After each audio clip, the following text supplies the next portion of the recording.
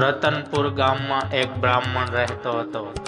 સવારથી સાંજ સુધી એ ભિક્ષાવૃત્તિ કરતો, પરંતુ કુટુંબનું પૂરું નહીં કરી શકતો. બાળકોને ખવડાવ્યા પછી બ્રાહ્મણ અને બ્રાહ્મણી અડધું પડધું ખાઈને સૂઈ જતા. કોઈ પ્રસંગ હોય ત્યારે જ તેઓને ભરપેટ જમવા મળતું. પોતાની દરિદ્રતાથી બ્રાહ્મણ ખૂબ જ કંટાળી ગયો હતો. આથી તેણે પરગામ જવા વિચાર કર્યો. બ્રાહ્મણીને પણ થયું કે પરગામ જવાથી જગ્યા બદલશે અને કદાચ નસીબનું પાંદડું ફરે તો 2 પૈસા પતિ કમાઈ લાવશે. સારું મુહૂર્ત જોઈને બ્રાહ્મણ ચાલી નીકળ્યો. ચાલતા ચાલતા એ એક જંગલમાં આવ્યો. ત્યાં એક મોટું પિંજરું પડેલ હતું અને અંદર એક વાઘ આંટા મારી રહ્યો હતો.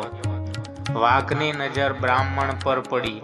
તે મસ્તક ઝુકાવી બ્રાહ્મણને કહેવા લાગ્યો, પ્રણામ મહારાજ, ક્યાં જઈ રહ્યા છો?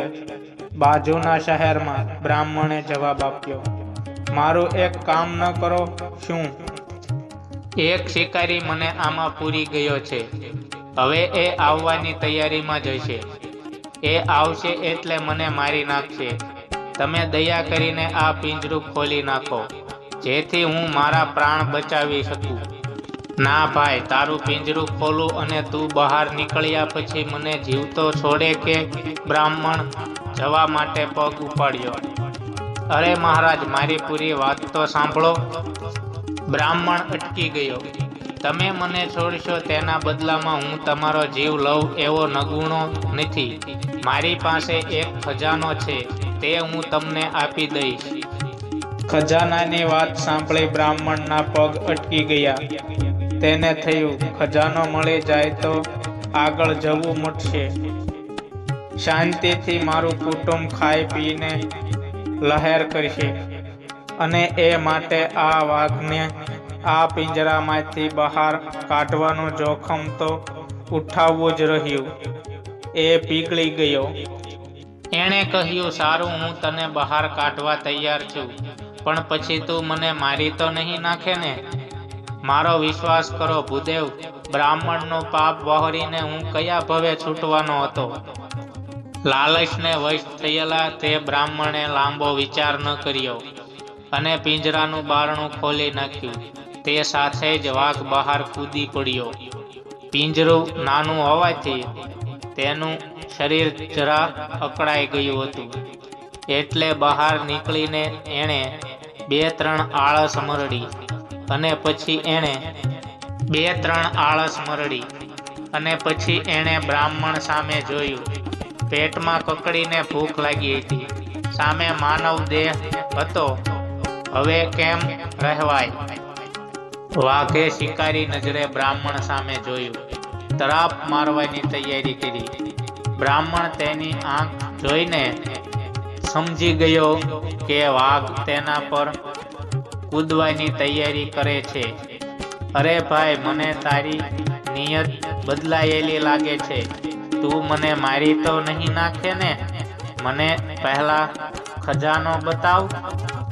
મહારાજ, હું બહુ ભૂખ્યો છું, મને ક્ષમા કરો. તમે સામે છો એટલે હવે મને કંઈ યાદ આવતું નથી, બસ ભૂખ યાદ આવે છે. બ્રાહ્મણે વિચાર્યું, આ વાઘ પર વિશ્વાસ કરીને મેં ઘણી ભૂલ કરી, પણ હવે શું થાય? આ નિર્જન જંગલમાં કોઈ છે નહીં જે મારી મદદ કરે. ત્યાં એની નજર એક શિયાળ પર પડી. તે એ બંનેને આશ્ચર્યથી જોઈ રહ્યું હતું. એના મનમાં આશા જાગી. એણે શિયાળને બૂમ મારી, ઓ શિયાળભાઈ, જરા અહીં આવો, અમારો એક ન્યાય કરી આપો ને. વાઘ ચમક્યો. શિયાળ, ચાલો 2 ભોજન મળશે. તેણે પણ શિયાળને આવકાર આપ્યો. શિયાળ નજીક આવ્યું એટલે બ્રાહ્મણે પોતાની વાત કરી અને કહ્યું, શિયાળભાઈ, અમારો ન્યાય કરો.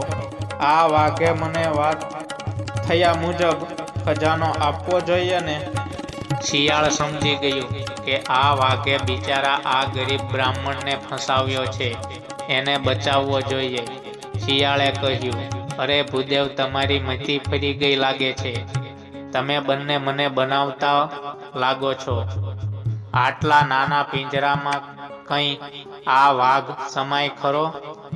વાઘને થયું, કમાલ છે, હું આ પિંજરામાં હતો એ વાત સ્વીકારવા જ શિયાળ તૈયાર નથી. વાઘ જરા મૂર્ખ હતો. એ કહે, અરે મૂર્ખ શિયાળ, હું તને હમણાં જ બતાવું છું કે હું આ પિંજરામાં કેવી રીતે હતો, કરીને વાઘ પિંજરામાં ઘૂસ્યો. તે જ ક્ષણે શિયાળે બ્રાહ્મણને ઈશારો કર્યો અને તે જ ક્ષણે બ્રાહ્મણે પિંજરાનો દરવાજો બંધ કરી દીધો. વાઘ એકદમ ઉછળ્યો, પણ પિંજરાના બંધ દરવાજા સાથે અથડાઈને નીચે પડ્યો.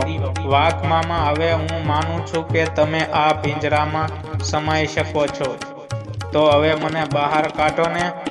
બ્રાહ્મણ કહે, ના ભાઈ, મારે ખજાનોય જોઈતો નથી અને તને બહાર પણ કાઢવો નથી. તારા જેવો દગાબાજ તો પિંજરામાં જ સારો. પછી બ્રાહ્મણે શિયાળનો આભાર માન્યો અને બંને ચાલતા થયા. વાઘ પોતાની મૂર્ખાઈ પર પિંજરામાં પંજા પછાડવા લાગ્યો. હે કુમારો, અજાણી જગ્યાએ ભયનો 100 વાર વિચાર કરવો.